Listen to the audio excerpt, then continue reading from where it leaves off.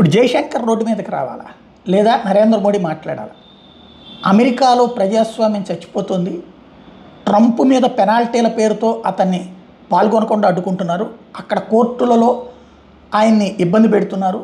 తద్వారా ఆ వ్యవహారాల్లో అమెరికా అనుసరిస్తున్న వైఖరిని భారత్ సునిశ్చితంగా పరిశీలిస్తోంది అని చెప్తే సరిపోతుంది.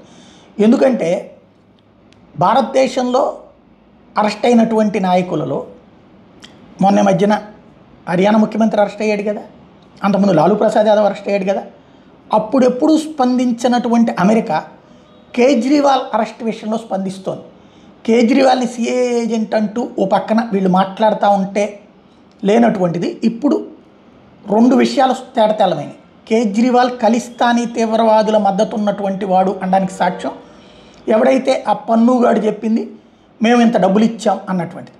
అట్లాగే రైతు ఉద్యమం పక్కకి వెళ్ళిపోయింది ఈ అరెస్టుల తర్వాత. ఇప్పుడు అమెరికా స్పందించడం, దీన్ని మేము నిశ్చితంగా పరిశీలిస్తున్నాం భారత్లో వ్యవహారాలని అని చెప్పడం, ఇవన్నీ చూస్తుంటే అమెరికా భారత ఆంతరంగిక వ్యవహారాల్లో జోక్యం చేసుకోవడం అన్నటువంటిది జరిగింది.